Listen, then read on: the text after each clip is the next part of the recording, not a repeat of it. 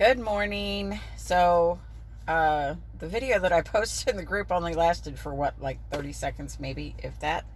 So I wanted to do this little video, and hopefully it's short enough that my phone will upload it while I'm in town here. Um, this full moon eclipse in Scorpio, I know we've already come through it, but the energy still lasts, and I wanted to read to you out of this book that I have. The Moonology Diary by Yasmin Boland. Let's see her name. I seem to, as my working through trauma is not an easy thing, and it is challenging for Roger and I at the moment. We are seeing a counselor. I'm trying to make that be okay.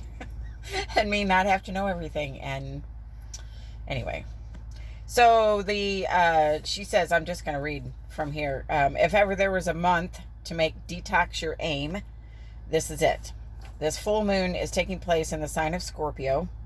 Hopefully, I don't need to read that part. Note that wherever you have Scorpio, that's where things for you are deeper and more meaningful, but also where you may have more black moods and find it harder to release grudges. This full moon eclipse is taking place just as Jupiter is preparing to smash up against detox planet Pluto.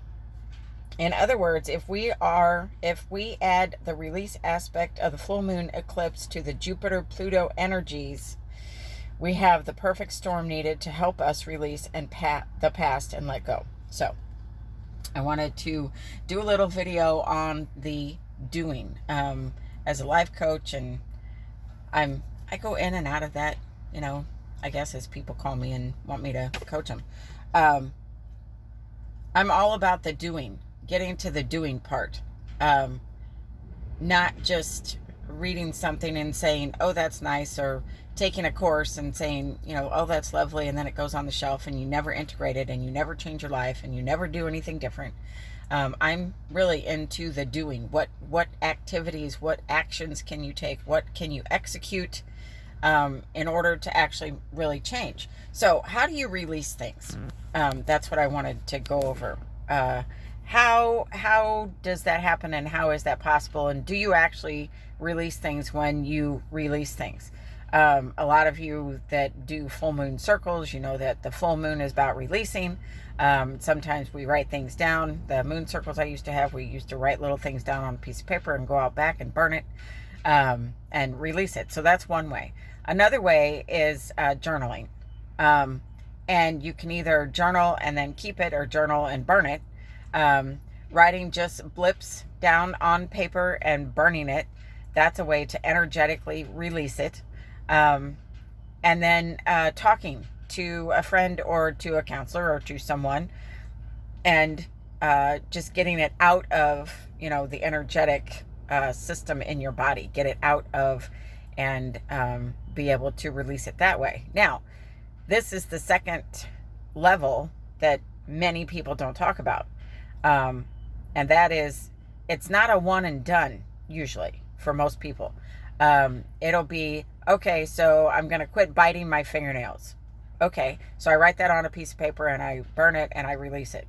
And the next morning I get up and I start chewing on my fingernails. You have to stop yourself. There is a process that follows when you're releasing that you may have to do it a 1,000 times. It just depends, and there is no guarantee, and there's no it only takes 5 times, or it only takes 22 times. It takes however many times it takes. So you get up that next day and you start chewing your fingernails, and you say, no, I'm not going to chew my fingernails today. I'm going to do whatever it takes to not chew my fingernails today. And so you get up the next day, and part of it is habit. You go to chew your fingernails. No, not going to do that today. Get in a stressful situation. I'm going to chew. No, I'm not going to do that today. So that's the work.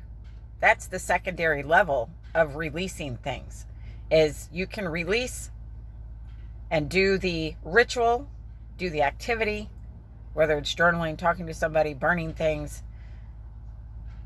But then you have to do the follow-up. And that's how it becomes law, so to speak. That's how you change. That's how you integrate.